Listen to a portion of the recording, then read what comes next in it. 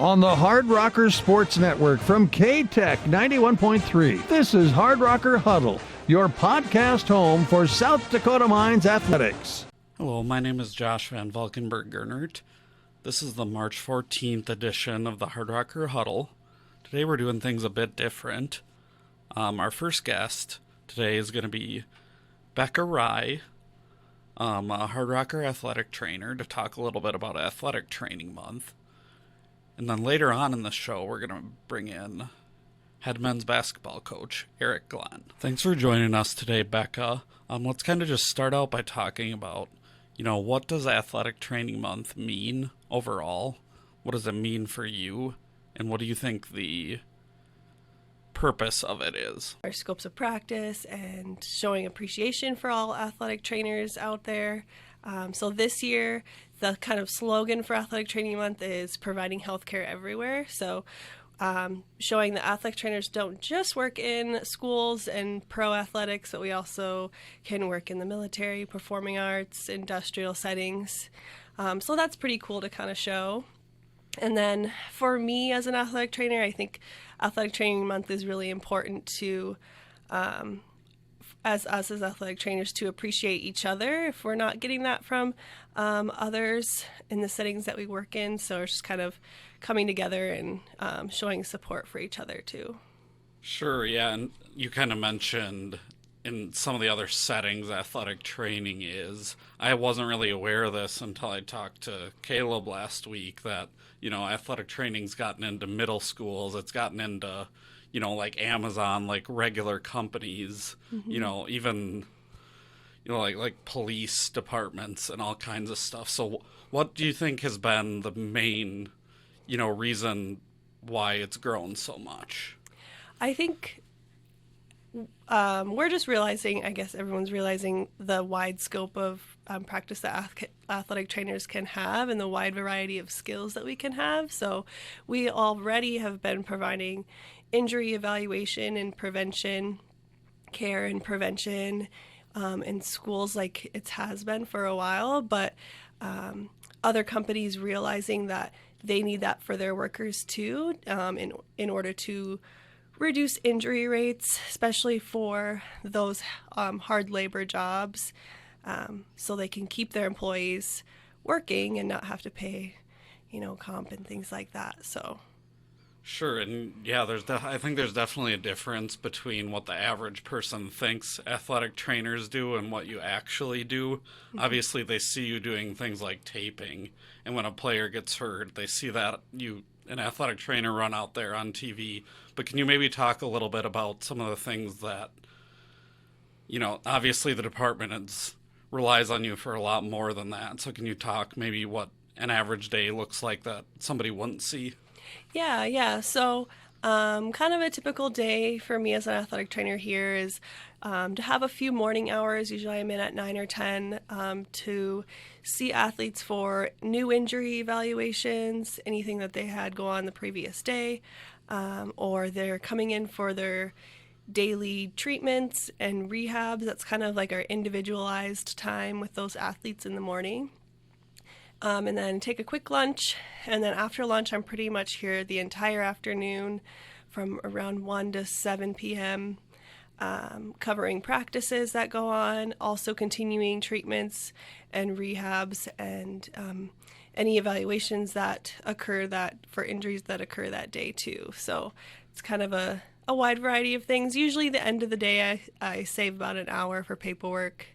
I don't really want to be sitting at my desk all day, so that's kind of one thing I love about my job here is I get to be up and about and moving around all day. So. And then how does that day kind of change if you're doing an in-season sport and you're hosting a game? Yep. Night? So game days are a little bit different. Usually we still kind of have that morning treatment rehab time, and then maybe if it's a night game, we'll have a bigger gap in the afternoon. And then we'll schedule a pregame treatment time to help the athletes warm up, get whatever the treatments they're used to getting. Any tapings that need to be done pregame will be done at that time. And then we get set up for the game and we keep on rolling. So. Yeah, and I think part of what NATA does, your association, is they really help obviously in that growth, but they've also tried to inform the public a little bit more that there is a lot more to it than what they realize. How important do you think that having an organization is that like that is Yeah, for you? I think it's really important just to kind of have some more powerful people behind you and have your back as an athletic trainer, and set guidelines and set policies and protocols and things like that as far as administratively too. And then every year, usually minus COVID, there's a National Athletic Trainers Association yearly convention. And so that is hosted in different cities in the U.S., and that kind of just brings athletic trainers to a certain city, and we're kind of bringing our profession to those different areas too. Sure. We kind of already talked a little bit about the growth of athletic training compared to, 10, 15 years ago. Part of that, too, is that there's so many different trends and so many different things to keep up with. Obviously, compared to 10, 15 years ago, concussions we've come a long ways with dealing with concussions and the mental health kind of stuff. So how important is it to keep up with those trends and keep yourself educated, along with just being able to treat for new things or more emphasized things? Yeah, it's really important. I was always taught in school evidence-based practice. You have to do your research and practice based on the evidence that's available in the research. So that's really important just to continue learning. And the National Athletic Trainers Association provides that standard of you having to continue your education and get credits for that continuing education in order to keep your license as an athletic trainer. So I think that's a little bit extra motivation to continue researching, but I think it's also, you're right, the field is growing and we're having to pay attention to more mental health situations or be a little bit more cautious with concussions and things like that, and more preventative with other types of injuries. So yeah, if we weren't doing research, we would be where we're 20 years ago. So.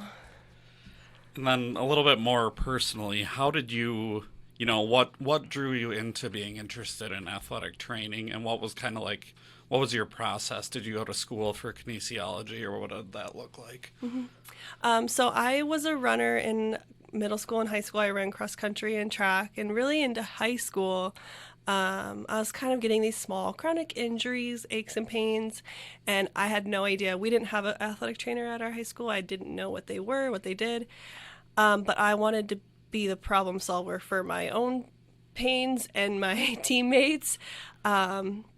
So kind of what I started to look at was PT, because PT, physical therapy, was more well known. And so I did a few job shadow observations and things like that. And I was in a PT clinic working with a physical therapist and an elderly man who just got a surgery. He was very slow moving. We had to be very patient. And on the other side of the room, I saw someone else working with a younger person. They were doing more athletic movements. They were doing jumping and agility. And I said, I kind of want to do that instead. So I looked into what else there was and found athletic training. And that's kind of how I decided I wanted to do that. So after high school, I went to South Dakota State for athletic training as an undergrad. And then really just wanted to dive into the research a little bit more. So I went to grad school at North Dakota State for advanced athletic training to learn some advanced techniques, to do a little bit more research base, and that really kind of helped me start my career. So. Sure, and you've been here for a couple of years now, I believe. What was kind of the start of your career? You mentioned your schooling. Where did you go when you first graduated, or what was your first job? Yep. So at North Dakota State, I was a graduate assistant athletic trainer. So I got a small stipend for working for them with their track and field teams for 2 years. And then after NDSU, I went to Valley City State University, which is a small NAIA school in Valley City, North Dakota. And we just because it was such a small school, I worked with a little bit of all of the sports. Everyone helped out with everyone, so I spent my next 4 years there, and then came down here to Mines. Sure. What do you feel like? Do you think, obviously being at a smaller school and covering all those sports, do you think it's more of a benefit to kind of do it the way we do it here, where each of you kind of has two sports, kind of stick to your one in-season sport? Do you think that's helpful, just in general? It is if you have a larger student-athlete population, or more sports in general. It's really nice to be able to focus on your one sport that's in season. But I think being at the smaller school, it built my confidence a little, and also just my interpersonal skills to be able to work with all of the athletes, even though they weren't my specific sport. So it was kind of a learning curve in that aspect as well. Sure. And the last thing I have for you today is, do you have any pieces of advice for people who are maybe interested in athletic training but aren't sure they want to go that route yet? Mm-hmm. Yeah, I think just do the research you can and get onto National Athletic Trainers Association, and AT Cares and all of those websites that promote athletic training, to really learn about it instead of just Googling. And then reach out to athletic trainers in the schools nearby, and reach out to athletic trainers that work in the clinics nearby, and really get kind of firsthand experience from them. And they can also kind of share why athletic training is so great. So, All right, sure. Thank you so much, Bekah. Thank you. Right, our second guest today is head men's basketball coach at South Dakota Mines, Eric Glenn. First, let's kind of get started just by talking a little bit about, I know you were native of Riverton, Wyoming, but you grew up in Hot Springs. What was it kind of like growing up there, your siblings and family life?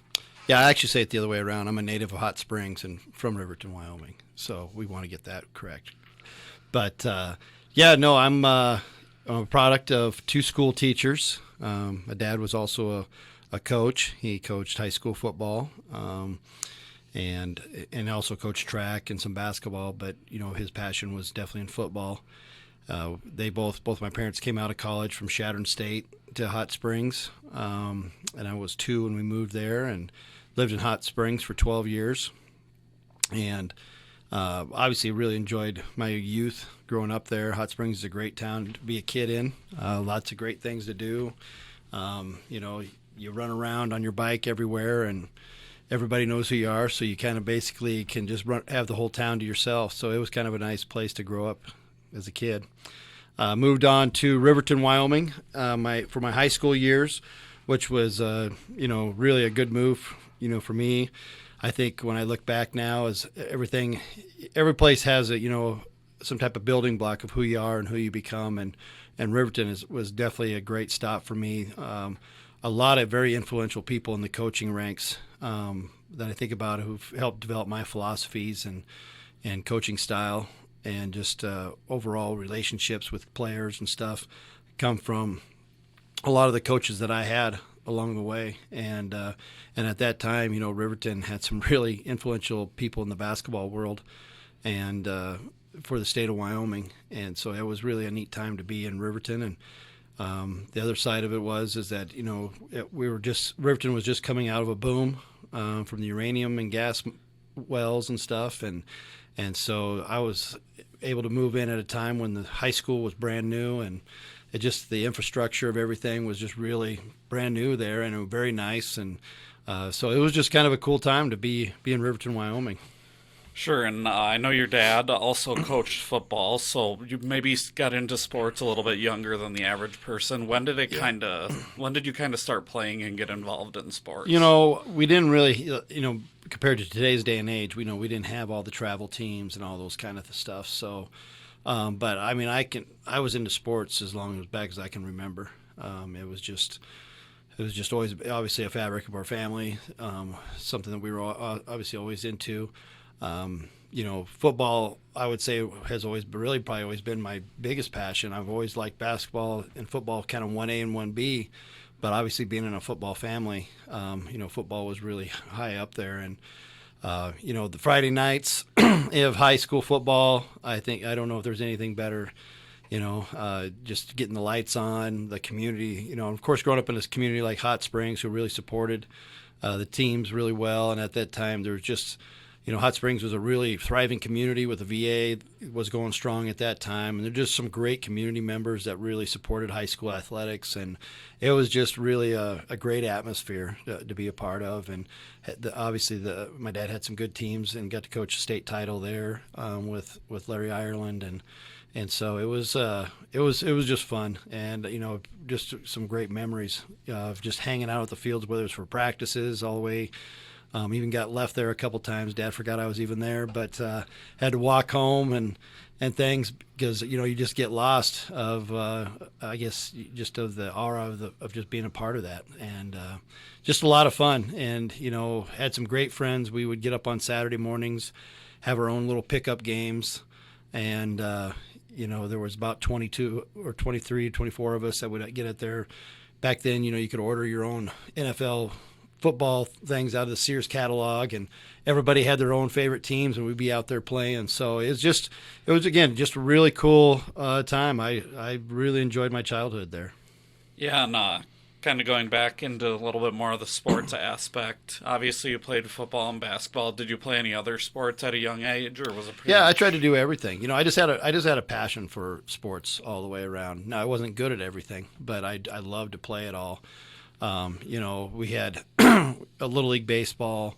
We did basketball, we did football. I wrestled. Track was something we didn't. Even did some. I guess we did some Hershey track meets. I can remember going to some of those in Pierre. And I just really loved to do everything. And I think a lot of that was just because my dad coached at that time everything. He was head football coach. He coached the 7th grade basketball team, and then he coached the weights in track.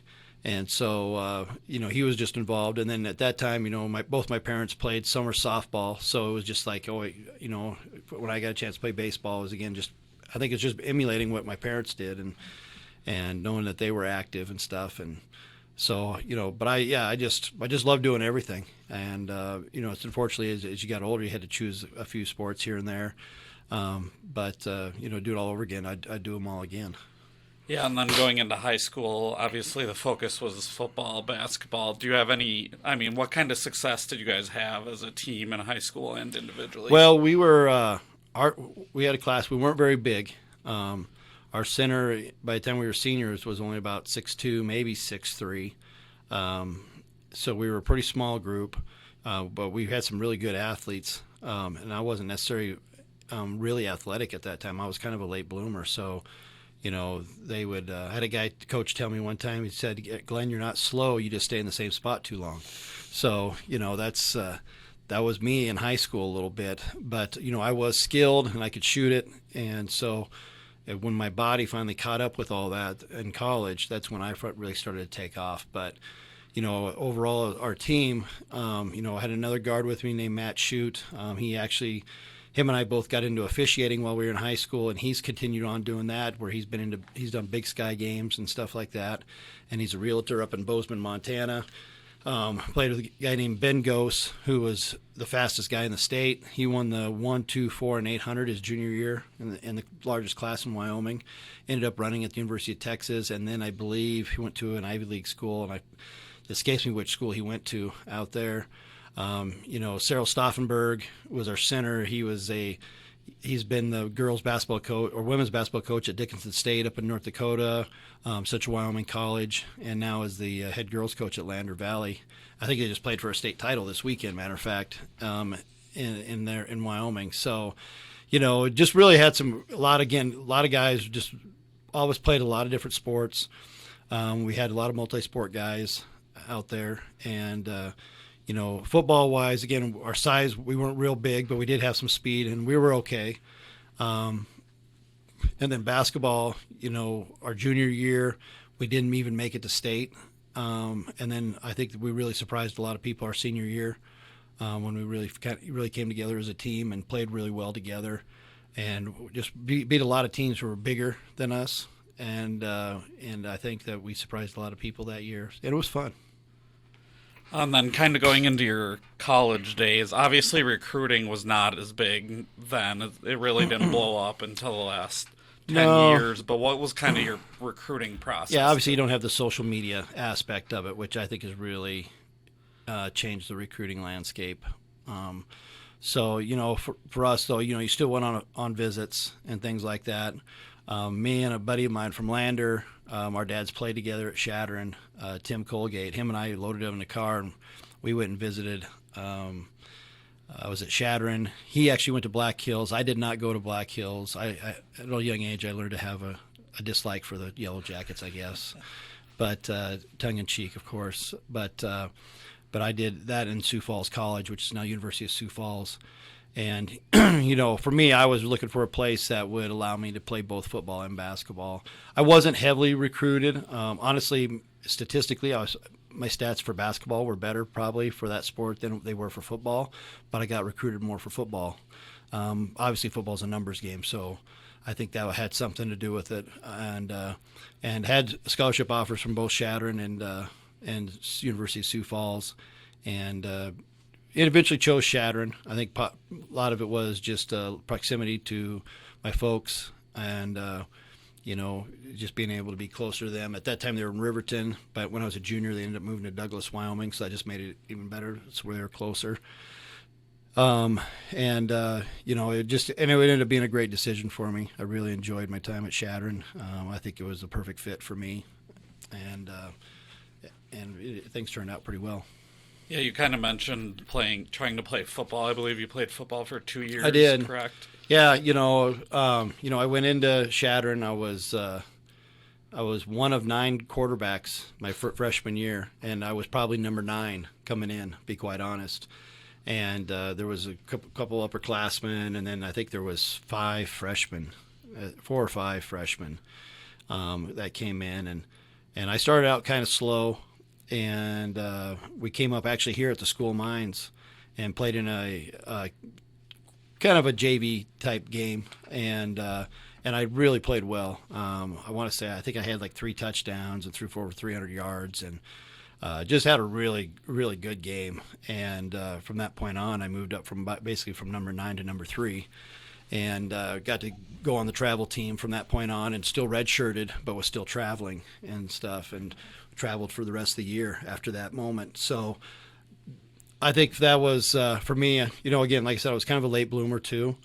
And somewhere between my start of my freshman year and my sophomore year, all of a sudden I developed some speed. Basically went from about just over a 5.140 to a 4.840, which is a pretty big jump. And so, just honestly, just maturity, a little bit of body just changing, and then of course, working hard helped too. But I think for me, it was just just Mother Nature to kind of finally catching up with me. And when I started developing that speed and more quickness and just even some jumping, all of a sudden I could jump, I could grab, I could dunk it a little bit. So it was. I never really got a dunk in a game, but for a 6-foot guy, it was not too bad. And it was just those. All of a sudden, those things started coming together, and I just, I was definitely a developmental guy. And was that after the end of my sophomore year, my college coach just said, "Hey, we had started making the playoffs in football at Shattern. Really started having some good teams, and I was still a part of that." But I wasn't able to start basketball till December because the playoffs were running so deep. And, at that time we were NAI at Shattern, so, the basketball team had been going since October 1st. So I'm missing 2 months of basketball. And I do remember like my sophomore year coming, my first game I think was at Black Hills I got into, and I just felt like I was in molasses. I was just behind everybody, and it just was an awful feeling. And and I just played catch up the rest of the year. And by the end of my sophomore year, though, I kind of caught up and started playing pretty well.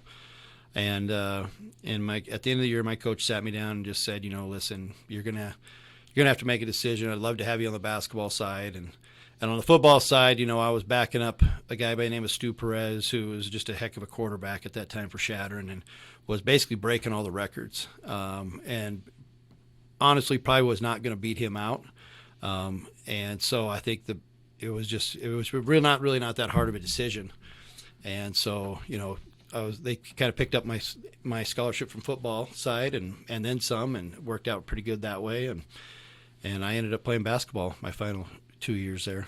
Yeah, what were those last kind of 2 years like? Did you really see a noticeable difference just in having those extra 2 months? For me individually, a huge difference. Being able to come in and obviously all fall and just focusing on one sport, it's, I say I did 2 sports, but I wasn't like a Bo Jackson. I didn't have that kind of athletic ability, and I had a lot of grit, and I worked hard and stuff. But eventually, that only takes you so far, and especially in basketball in a game like that, where your skill and just the overall feel for the game, it takes some time, and I wasn't able to overcome that, and so it was just a really good move for me, and just to come in right out with everybody else and stuff. Yeah, I got to get off to a great start, and I just had really 2 fantastic years for me. I felt like my junior and senior year. And then from a team standpoint, we did too. We joined the RMAC for the first time my junior year, and that's when all the RMAC schools were going from NEI to Division II. So everybody was in transition. So we all still played NEI championships, but we were a D2 league at that time. And our freshman year, my junior year, we struggled a little bit in conference, and but we were still good enough to make it to the playoffs in NEI, and then we ended up making it quite a ways in the playoffs, the NEI playoffs. And then our next year, but we had everybody back. We were all juniors. We didn't have any seniors really off that squad, so we all came back that next year. In our senior year, we had a really fantastic year. We played for the conference championship and the tournament in the RMAC, and then we made to the district finals and lost to Concordia, Nebraska, who was a Final Four team that year. So, really no shame in losing to them on their home floor nonetheless. So it was good. It was, again, I played with some fantastic players. I believe I played with 4 basically Hall of Famers. One of them is Josh Robinson, who still holds all-time scoring leader there at Shatter, and that's held on now. I guess now it's been almost 30 years. And, and he was a post. He didn't even shoot the 3. And so, it's hard to believe that no one with the 3-pointer has been able to break his record yet down there. And then his brother Jason, who was a fantastic player, he was 2 years younger than me, as was Russ Crafton and J.J. Fedderson. And those guys were all just really good, fantastic scorers and players. And those 3 guys were 2 years younger, and I got to actually be a part as a coaching those guys as I stayed on as a GA. And actually we won the RMAC their senior year. And they were just a really, really good group. And, of course, we had some other guys in that class that were good players also. But we had three of the best guards in the league, and it was those 3 guys. Yeah, so you obviously going to Shattern and then coaching at Shattern, you had some pretty good team success. Yeah. What are some of those? What does that mean to you? Well, now the thing is, I didn't even know I was gonna. I never really thought about coaching in college. I honestly thought that when I quit playing football, the high school coach there, Dick Stein at Shattern High, I had known for a long time. He had coached against my dad when we were in Hot Springs, so he'd been through there the whole time and knew my dad, and asked me to come over and help out and coach in the fall. And that was was my football fix once I didn't play football anymore, and got to go over to the high school side and coach. And I just had a blast doing that. And of course we had good teams, and that helped too. And so I got to do that with him, and I just thought, I'm gonna get my business education degree. I'm gonna go teach business in high school and I wanted to be a high school football coach. I just really, like I said, there's just something about the Friday nights and all those things like I talked about that I still just really kind of had a kind of romance with, that I just always enjoyed. And after my and I had one more year of school after I got done playing to do my student teaching, and actually got it at Shattern High. And again, I was coached football there, and then I also coached the freshman girls basketball team there. And I just thought, yeah, this is what I'm going to do. And after I got done, Coach Wood, my college basketball coach, approached me and said, hey, I think we're going to get a GA spot here, and I want you to come in GA. And I think probably one of the reasons why I fit it, because the GA was going to still be split between football and basketball. So I ended up coaching football on the college side there at Chadron State for that first year, and then I also coached basketball. And when I got into that, that really kind of changed what I thought I wanted to do. And when I got into coaching college basketball, I thought, yeah, this is what I want to do for the rest of my life right here. And from that point on, I did I called a guy by the name of Rick Samuels, who went to college with my dad at Chadron. He played at Chadron. His dad was he was from Laramie, Wyoming originally, but he played at Chadron State and was at that time the head coach at Eastern Illinois University. And I just gave him a call just to say, hey, this is what I want to do. How do I do what you're doing? And he gave me some great advice and some things I needed to do, because I was way off what I thought I needed to do. And so I just took his advice, and one of the main things was just get out and start working camps and network and get to know people. And so that's what I did. I basically, I just was calling people like at Colorado State and Montana State all along the Front Range that was close there, and I just tried to work a camp every week that I could. And quite honestly, Wyoming at the time was going through a coaching change, and Joby Wright was the head coach there, just became the head coach there, and they had a new staff, and they started scrambling for their camps, and happened to call the former basketball, or at that time was the current basketball coach at Douglas Hyde, Rich Yeaman. And Rich called me up and said, hey, do you want to work Wyoming's camp? And I said, sure, absolutely. And so I went down there and worked. And as I was there, what I would try to do is that I would talk to the staffs and just say, hey, when camp is over, I'd like to stick around for a couple days, just follow you guys around, kind of like a job shadow type thing, and just see what you guys do and how you do it. Colorado State was always really good about that. Randy Ray, Don Verlin, who are a couple of guys. Randy's now the head coach at Weber State, and Don Verlin was at Idaho here just recently.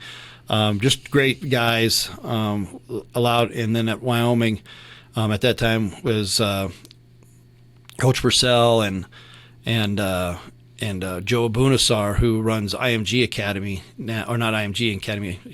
Man, if I said the Impact Academy in Vegas, and so they all let me kind of hang around there, and I actually stayed at Joe's house, and we just kind of stayed on, and I got into their files and film and everything. It was just a great learning experience. And what I didn't know is that I was actually, at that time, it was basically like a job interview, And so, I come back a second year and worked at Wyoming. And, it was just one of those things where they had an assistant's job open, and I didn't even apply for it. I just knew kind of what they were looking for at the time. I didn't really fit that. I didn't fit the experience and stuff. But I, just worked hard at their camps and things. And I'm working in the middle of camp. I'm doing some drills. And Joby Wright comes up and says, hey, I need to talk to you right in the middle of camp. And so I kind of leave my guys that I have at the basket. And he says, hey, I want to hire you for my assistant's job. And I was just totally blown away. And I said, absolutely. He goes, well, when can you be here? I said, I need to run home and grab a U-Haul, and I'll be back in 24 hours. So that's what I did. Went and got my grandpa's truck, got a U-Haul trailer, and moved to Laramie, Wyoming. Yeah, obviously Joby Wright, that has to be a heck of a person to learn from, coming from Indiana, coming from the Bob Knight coaching tree. Yeah, I mean, it was a big eye-opener for me, obviously, coming from Chadron State. Not to dismiss anything that we did at Chadron, but it's a pretty big jump to go from Chadron State to the University of Wyoming, and like you said, a kind of a bigger than life personality of Joby Wright, who was on the staff there for 15 years under Bob Knight, played at Indiana. I want to say that he was the first African American to play in the Big Ten.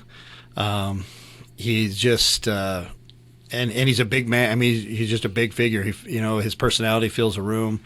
And, you shake hands with him, his hands just swallow your hand. I mean, it just, kind of an intimidating situation. So, obviously was just very appreciative of the opportunity, and, and just two really great experience years. We had great guys to coach, absolutely, I still run into some of them. One of them more than the most is Chris Haslam, who coaches up at Montana State now.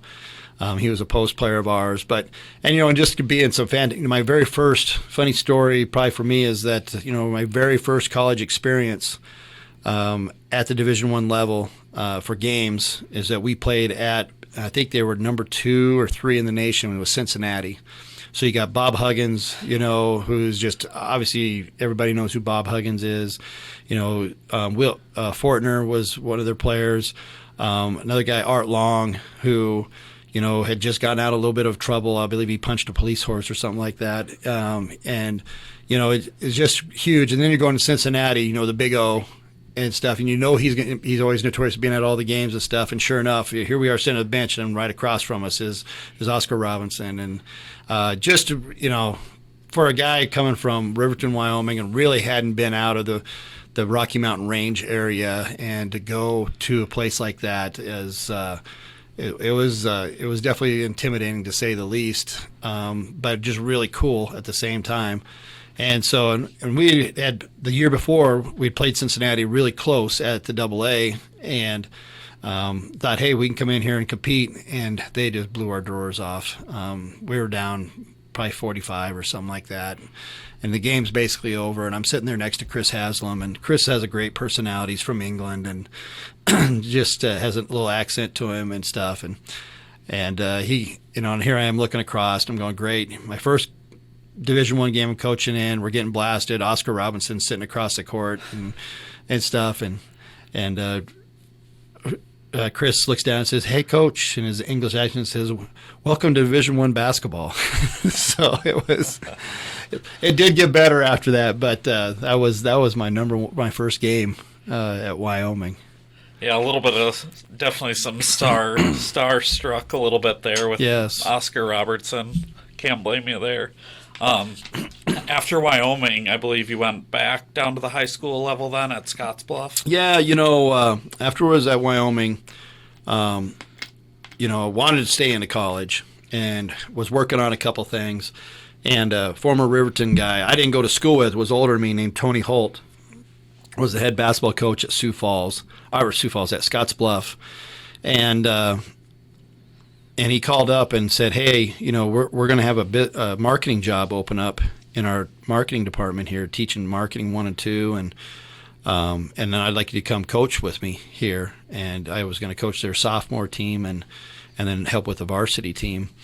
And and at that time I thought, well, I want to stay in the college and stuff. And then my grandfather, who I used to spend my summers with on his ranch and farm south of Scottsbluff there, was not doing well health-wise. And I thought, you know what, I think maybe God just give me an opportunity to be able to see my grandfather during his last couple years. And as it turned out, it was his last year of life. And I just think it was just something that happened, a little divine intervention of opening a door, saying, hey, this is where you need to be for this next year. And so I got married, obviously, that year. And my wife and I moved to Scottsbluff then, and ended up taking that job and coaching for a year there, and it was a great year. We had a really good, I had a bunch of fun sophomores to coach, and had a blast doing that. And then on the varsity side, we won the B district there in that area, and ended up going to state, and just had a really fun year coaching those guys, and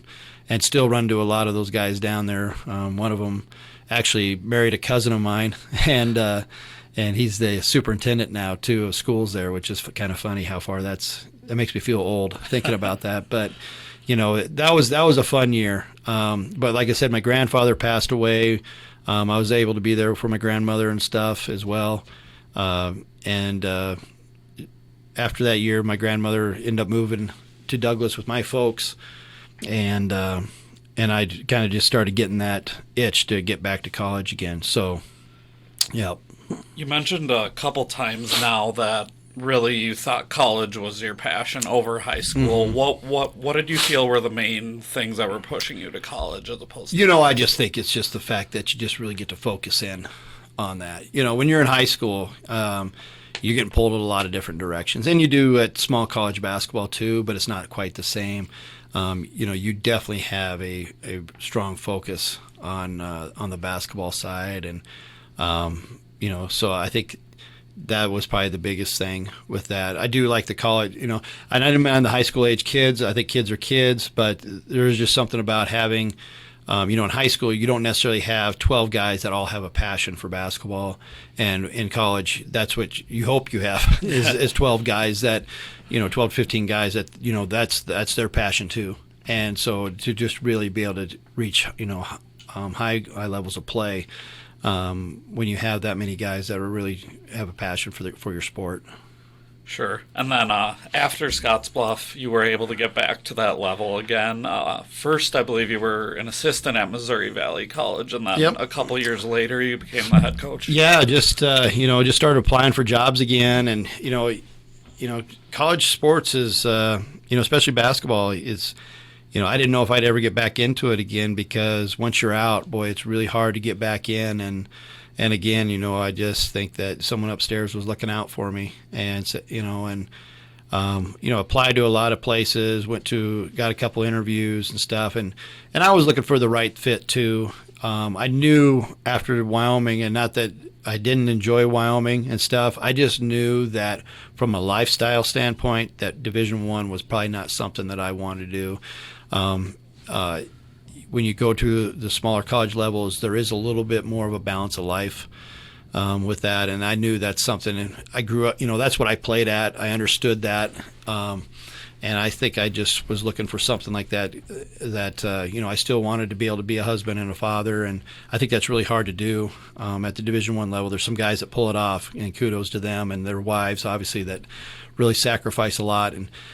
But even at this level, my wife and kids sacrifice quite a bit for me to be able to continue to do this, but not really at the same level as at the Division I's. They do get to see me in July, and if I'd have stayed at the Division I level, I mean, basically July, they wouldn't see me at all. And then, of course, the seasons are even more so. So, so that it was just out of blind. I just was throwing out resumes anywhere I could.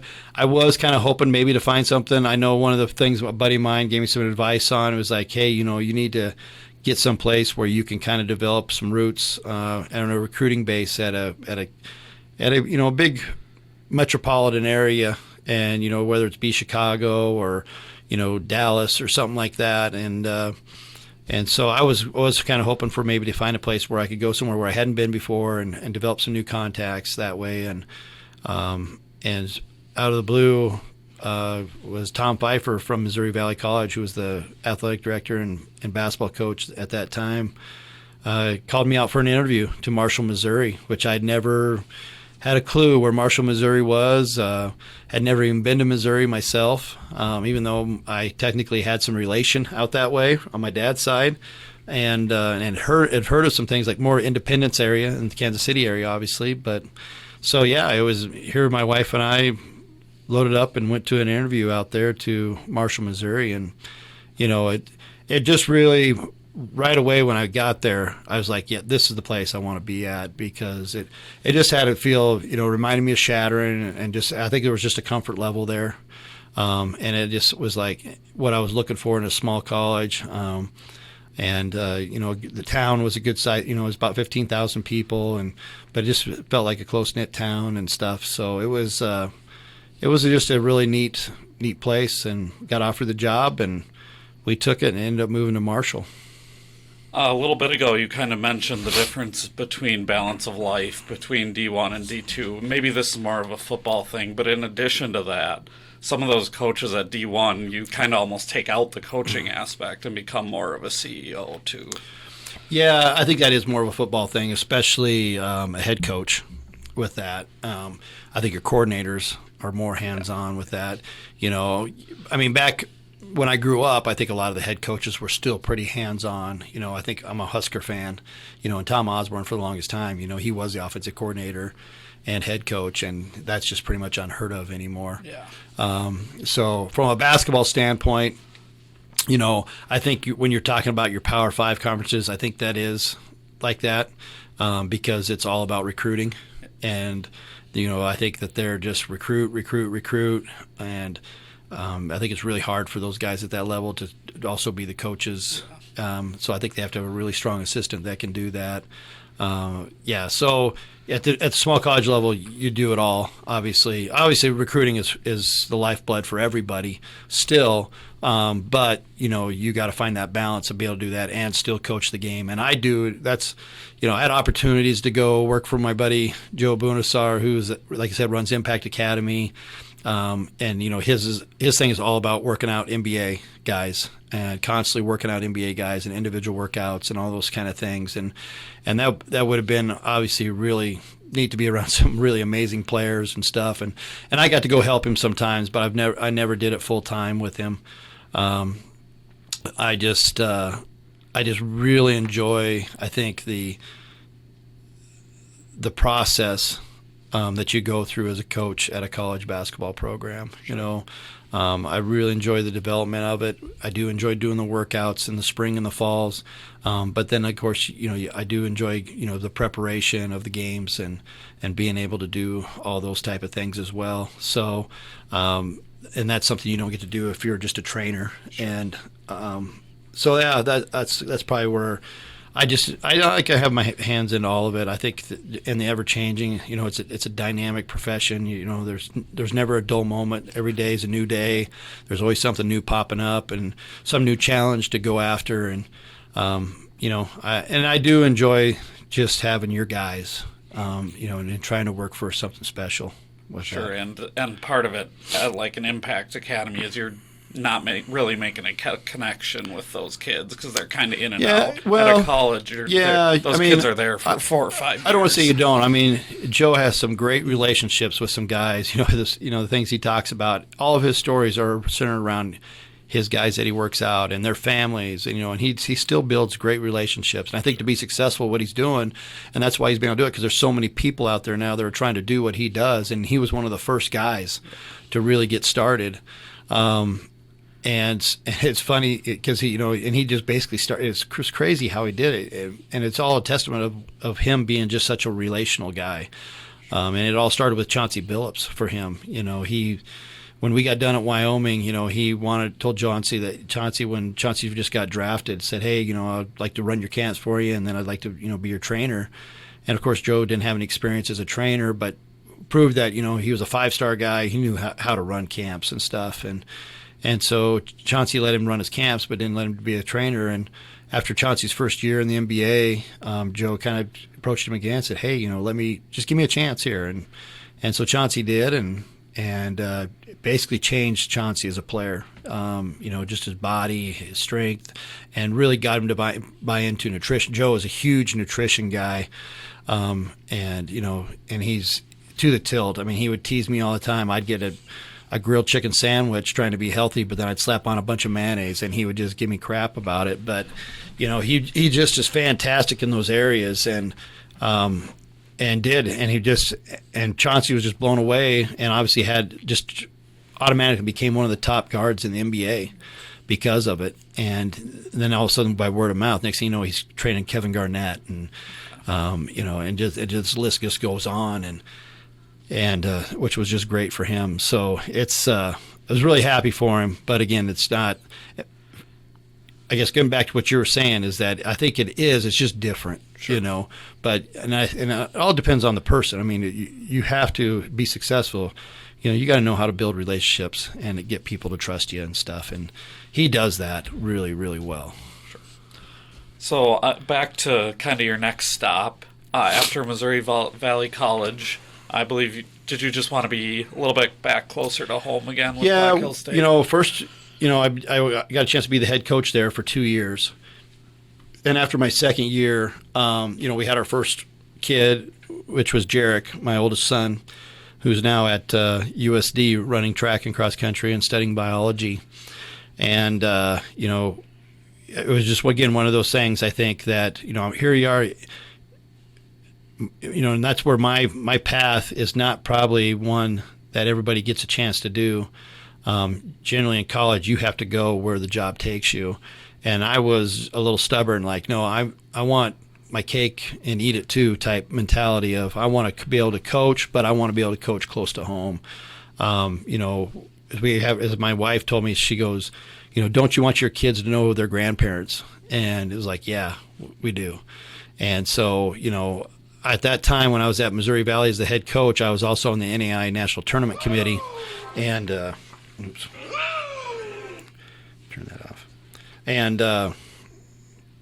And so while I was on that committee, of all people, Black Hill State had made the national tournament and was down there. And Mike Krasinski, who was the head coach at that time, I've approached him and just kind of start just a simple chit chat. Hey, used to grew up in Hot Springs and stuff, and did those kind of things. And so just to talk and just kind of in passing, just said to him, listen, I'd love for an opportunity to move it back up that way sometime. I said if you have a opening, I would consider being an assistant again if it meant moving closer to that area up there.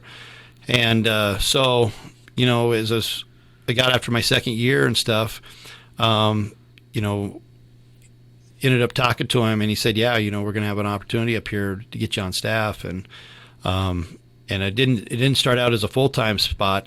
And so I was doing some student teaching, and fortunately I got a really understanding wife that is a CPA and was able to make enough money for us to survive up here, and because I was not making much, but it was an opportunity to kind of keep my foot in the door and still keep coaching. So I coached there for 2 years at Black Hills with that, and really very grateful to Mike to give me that opportunity to come back in. So, and as I was doing that, Jason Henry was the assistant under Hugh Welsh at the time here. So we're playing for the first time against School Mines, and Jason and I are kind of introduced each other for the first time to each other. And so, I'd basically lived in the same house now for, I guess it's been almost 2 years. And I get to talk to him, and we start talking to each other. And all of a sudden he's like, well, where's your kid going to daycare? And I tell him, oh, yeah, I know where that's at. And I'm like, well, how do you know where all these places are? And he's like, well, I live out there too in Somerset. And as we get talking, we find out we live 2 houses down from each other, and we didn't even know it. from that point on, we were travel partners. We shared a lot of information and stuff like that. And so I'm probably jumping ahead to you here, but when he became the head coach, he just said, "Hey, would you be interested in coming over?" And obviously, it was a no-brainer. My wife was working in Rapid. My kid was going to be going to school in Rapid. It was just an opportunity for me, instead of having to travel to Spearfish every day, to be in Rapid. So that's how I ended up at School Mines right there. Yeah, that was my next question. Beyond, obviously, you kind of mentioned your wife working here. Obviously, your relationship with Jason was a big one too.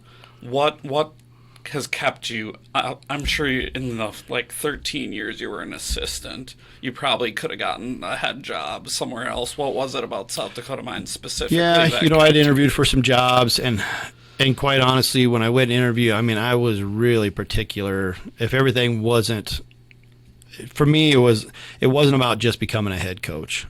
Jason gave me a lot of rope to work with as a coach, and so I got to really make a lot of decisions and do a lot of things that I don't know that a lot of assistant coaches get to do. So I was always really grateful for that, and I was really enjoying my time as an assistant coach. And I did want to be a head coach, but at the same time, I wasn't willing to just go somewhere just for the sake of being a head coach. And so, I was really looking for that ideal spot, and I just didn't find it. I'd gone back to my hometown, Riverton, thought maybe that might be it. It just didn't feel right there. I had a couple other places. Again, just after I interviewed, it just didn't feel like the right fit to pull me further away from family and stuff like that. And so, I was trying to keep it as close as possible. Obviously, in our area, there's just so many schools, and I'd already been at 3 of them. So, or actually 4 of them. Take that back, 4 of them that were in the area. So, Yeah, it was a situation where, again, I was just looking for the right situation, and come to find out that the perfect situation is right here for me. And, and I don't, this could be my last job and I'd be fine with that. Who knows what life has planned for you, but I mean, I have no plans of going anywhere else. And I think that, the things that keep me here obviously is the fact that the close proximity to family is a big one. But, just the type of guys that we get to coach here, get really spoiled in that aspect, of just great young men and very focused on knowing what they want to do with their lives for the most part. But, go to class, just very responsible, and really allows us as a staff to focus on, the basketball things of running a basketball program. And we still have life moments of things that pop up and stuff, but boy, not to the extent of some of my other stops, And so just really blessed to be able to say that I coach great young men that are just, and kudos to their parents, just raised really great guys and know how to act and know right from wrong and know how to treat people right. Yeah, the maturity level and intelligence of the kids, not just basketball, the student athletes we have here is just another level from the other stops I've been at as well. So, then kind of just going into obviously your time here a little bit. Year one would have been 18-19. That was a little bit of a down year, and then year two, year three, obviously you qualified for the playoffs both years, but didn't get to play during the COVID year, and then had a bunch of guys graduate from 2021. Well, we've lost 10 guys over the last 2 years that are significant factors in that success that we had. Even last year, with Wilfred and Trey, those are two, veteran guys that just number one, just from a leadership standpoint, was unbelievable. I don't know that I've ever seen two guys be able to control a locker room. And when I say control, I don't mean dominate or anything, but just where the locker room just leaned on them so much because we were so young and new, and just to thrive on that opportunity. I was just so impressed by that, and I think that showed. I don't know too many teams that could lose what we lost and still be in the hunt like that, especially when you're looking at just some of the roadblocks we do face of building a roster from the academics and stuff, and even just location and the sparsity of our population around us and stuff. So, it was just really a neat year. But even going back before that, my very first year as the head coach, we had a good group, but again, it was still an inexperienced group, and we just didn't know how to win yet. Lost so many close games and so many opportunities, and it was tough, but yet at the same time, it was still fun. And that's something I think I would reverberate to this year is very comparable to that year. We're very similar in that this year we just had a tough time figuring out how to win and how to make those plays down the stretch to win. And sometimes that, you got to go through that tough moments like that to learn those things. And I've been here so long, I was telling our team, I've actually been through that with basically 4 different groups. The previous 3, it all turned out with great happy endings for the most part, And so we're hoping that the 4th time around, we're going to be able to see that same thing. Sure, and yeah, a lot of that you mentioned is just youth. Last year you had no seniors, only 1 upperclassman on the entire roster. So hopefully some of those guys, the Ollies, the Brevins, learn a little bit from that. Well, I tell you honestly, those guys played at a very high level, and their level of improvement is not necessarily going to be probably showing up in their stats. Those 3 guys put up unbelievable stats, and quite honestly, if we finish in the top 8 and stuff, they probably end up on the all-conference. At least 2 of them end up on the all-conference team. But the bottom line is, you don't finish in the top 8, you're not going to get up there. But that's going to be something that, I think they've got some other areas that they can improve upon. It's our next level guys that we need to really improve upon. And so, as I full well have told those guys, I don't necessarily recruit to replace guys, but at the same time, they've set the standard.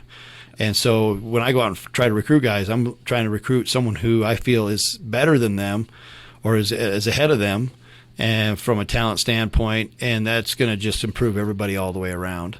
And so through recruiting, we're going to try to do that. But at the same time, the guys that are in our program, they have quite the upper hand because they understand the system. They understand, what the expectations are and what the standards are. And they got an opportunity to improve as well. And so, if we do our jobs as coaches on a recruiting standpoint, and they go through the process of our development, which we've proven has worked, we're going to be able to take that next level guy and bring them up. And when we can do that, overall as a team, we've got to become a better defensive team, specifically in the lane. And that's got to just come with better physicality. We got to be a little bit nastier in the lane. We got to be on both sides of the ball. And that's really where we fell off from last year to this year is how well that we performed in the lane. And so, and like I said, Mort was pretty good in that area. I'd still like to see him maybe a couple percentages higher finishing, but still he's at 55%, which is still good. And but Brevin and all, they got to probably finish a little bit better. And just overall as a team, we just got to be able to do a better job of finishing in there. And then we got to be able to do a better job protecting it. We weren't rebounding wise, we weren't a terrible rebounding team, but we just need to be a little bit better. I think we ended up a plus 0.3 on the rebounds, and which is good, but we want to be great. So that's where we got to get to. But it's a lot easier to go from good to great than it is from poor to great. Yep. A little bit ago, you kind of mentioned having two really good leaders in that 2020-21 year that left. How important is that? And is that It's something huge. you feel like you can recruit or develop? Yeah, I think definitely develop. I mean, that's part of being a coach. And you want a room full of leaders, And like I said, generally that's kind of always been a leadership by committee type deal. Our locker room is, again, when you deal with the type of guys that we deal with, our locker room is a great locker room. I think everybody understands the importance of chemistry. For the most part, we have good humility with these groups. It's still stuff we got to work on. I mean, we're all human, and we all have our human characteristics and stuff that do sometimes pull you away from those things. Coaches included. I mean, of our core values, we're always preaching them. That's why we got them up in our locker room. We want to be reminded of them every day. And as a coach, it's good for me to see them as well and remind myself of what we're about and what our message needs to be, and how I just need to be as a coach. And so our guys are the same way. And, I think overall is that, we want our guys to, when they leave here, is to go out and be leaders in whatever it is that they're doing and in their communities, in their jobs, with their families and stuff. So, and everybody is different, and everybody, sometimes people say leader, they're thinking about, the guy who's the rah-rah or get on somebody guy. And that isn't always necessarily the case. Everybody has their own way of showing those leadership characteristics.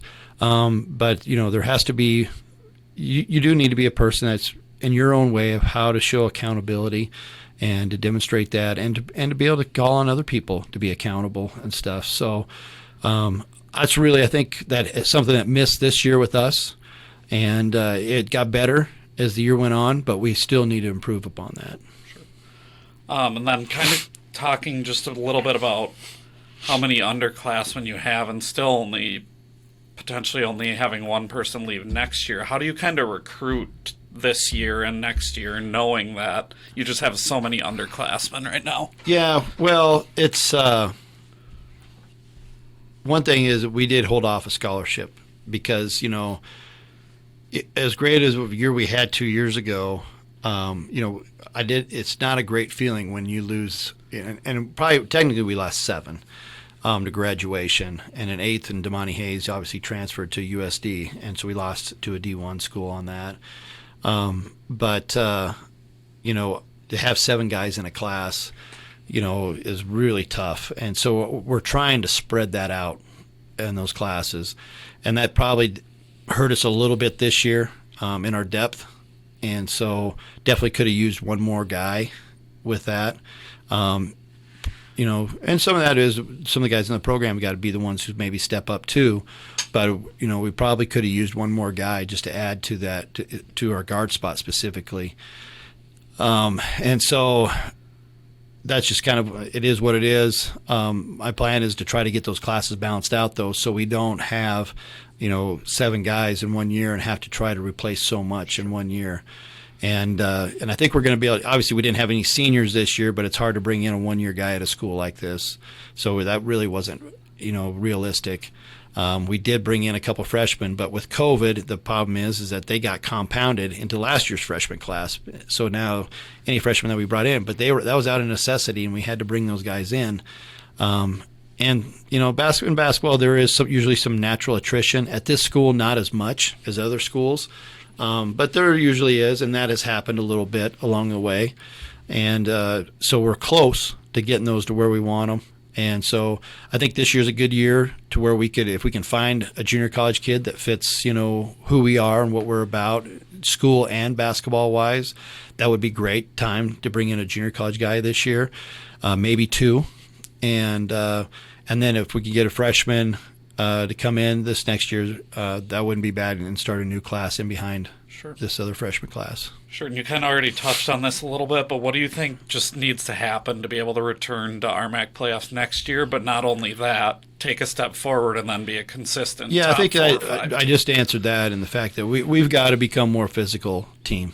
And we've got to be able to do better. I mean, if you watch the games last night, it's just fantastic for our league. I knew our league did not get a good shake in the RMAC or in the national tournament. We have more than 2 teams that were deserving to be in the regional tournament, and I just think that was an absolute travesty. And that's happened to us more than once. I know we beat Black Hills 2 years ago. They were co-conference champs, and they don't make the national tournament. That's just ridiculous for a conference champion not to make a national tournament. And so again, it's great that we have 2 RMAC teams that have gone and are going to be in our regional final. We're showing that this conference, basketball-wise, has really grown in just the short amount of time that we've been in it. The parity is unbelievable. Western or Colorado Western was the last place team, and I tell you what, there isn't anybody that would want to face them in a playoff scenario.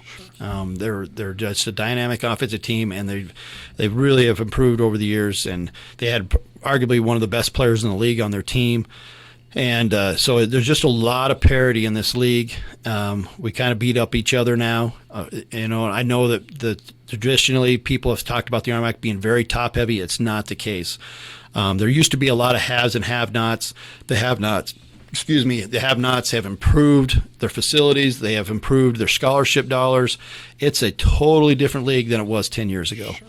And the problem is nobody else has recognized that yet. And I think having Mason, Black Hills be in that game today is really huge for our league to make a point like, hey, the RMAC is not the same league it was 10 years ago.